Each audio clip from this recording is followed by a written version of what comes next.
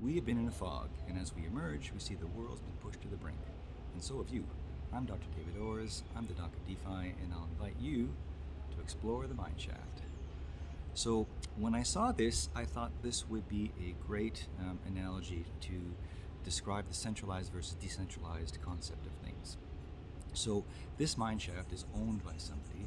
They have set the rails. They have determined the direction these rails go in and the path they take, how many spur lines that there can be, and then they provide this rudimentary mineshaft cart to navigate it. And the cart itself doesn't have very much utility. It goes by momentum, and you can apply a brake if it's necessary, but you can't steer for all intents and purposes, and it's quite limited. It's a bit like the centralized exchanges.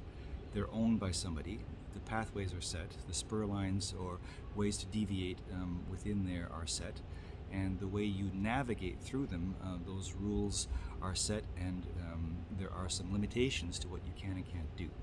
And so the mineshaft owner might change the rules on me. It might say that there's a speed limit. Might say that, we're stopping things altogether when I'm in the very middle of the shaft and unable to do anything more. I can't get out. And that's the same thing with the centralized exchanges. Rules can be changed on you, and recently that's what's happened, and people have found themselves in a position where they can't withdraw their money and they can't take some profit. So furthermore though, the mineshaft owner is subject to someone who can change the rules on them.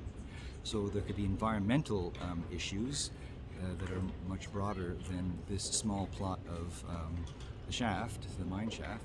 And regulators can come in and say, well, this is ecologically unsound, and we're going to stop you from operations.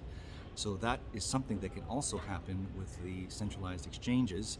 As a matter of fact, by the end of 2022, regulators are supposed to chime in, and things will look very different than they look today. So decentralized exchanges don't look like this at all. We can maybe draw the analogy of maybe an off-roading space or some sand dunes where you can do some dune buggying. Those vehicles that you would use are self-directed. They have a high level of utility. They have some safety features associated with the terrain, and they have some features that allow them to take advantage of the terrain. And furthermore, they are directed by you, and you don't have a lot of rules to follow set down by other people. So just food for thought. I thought this was a really interesting backdrop to have that conversation. I'll catch you on the next video.